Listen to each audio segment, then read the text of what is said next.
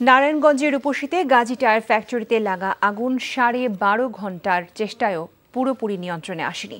আগুন নিয়ন্ত্রণে কাজ করছে ফায়ার সার্ভিসের 11টি ইউনিট। আগুন নেভাতে গিয়ে 20 জন আহত হয়েছে বলে জানা গেছে। ফায়ার সার্ভিস জানায়, রোববার রাত 10:30টার দিকে রূপসীতে অবস্থিত গাজী টায়ার ফ্যাক্টরিতে হঠাৎ আগুন লাগে। খবর পেয়ে প্রথমে আগুন নিয়ন্ত্রণে ডেমরা ফায়ার স্টেশনের 2টি ইউনিট, কাঁচপুর, আদমজি ইপিজেড ও কাঞ্চন ফায়ার স্টেশনের আরও 5টি ইউনিট সহ মোট 7টি ইউনিট আগুন নিয়ন্ত্রণে কাজ করে।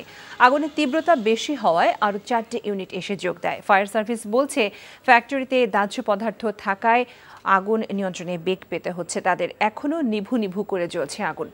ফ্যাক্টরির ভেতরে কোনো শ্রমিক কর্মচারী ছিল কিনা সে সম্পর্কে এখনও নিশ্চিত হওয়া যায়নি। এ বিষয়ে জানতে আমরা চলে যাচ্ছি স্থানীয় প্রতিনিধি বিল্লাল হোসেন রবিনের কাছে। রবিন, দীর্ঘ সময় পরেও কিন্তু আগুন আসলে পুরোপুরি নিয়ন্ত্রণে আসেনি। এটি কেন হচ্ছে আপনার বলে মনে হচ্ছে এবং ক্ষয়ক্ষতির কি তথ্য আপনার কাছে দিয়েছে ফায়ার সার্ভিস?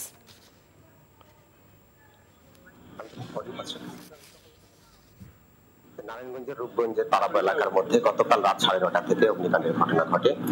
এই ফ্যাক্টরিতে কাজ করে একজন শ্রমিক তরিকুল ইসলাম আমাদেরকে জানিয়েছেন, উনি 17 বছর ধরে এই ফ্যাক্টরিতে আছেন।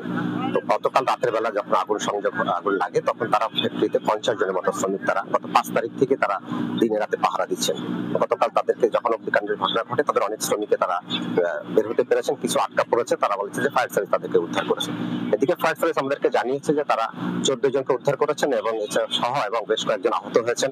গতকাল রাতে 10:35 অগ্নিকাণ্ডে খবর পেয়ে তারা ঘটনাস্থলের বিভিন্ন ইউনিটে ফায়ার সার্ভিসের ইউনিটগুলো ছুটে আসে।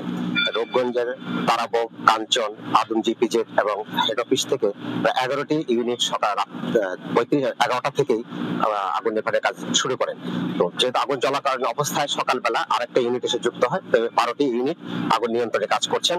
আমাদের ফায়ার সার্ভিস আমাদের জানিয়েছেন যে এখানে টায়ার তৈরি সকল কাঁচামাল এবং কেমিক্যাল ধার্য পদার্থ থাকার কারণে পানিতে আগুন নিভানো যাচ্ছে না।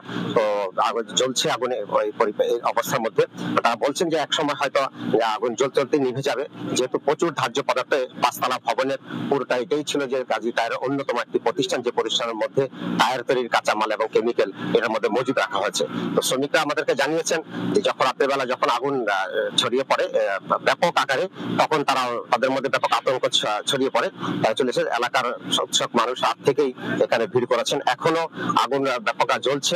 আগুন ফায়ার জানিয়েছেন যে আগুন কখন নিয়ন্ত্রণে আসবে বা কখন তারা নিয়ন্ত্রণ আনতে পারবেন তারা নিশ্চিত করে বলতে পারছেন না। তবে তারা বলছেন আমরা চেষ্টা চালিয়ে যাচ্ছি।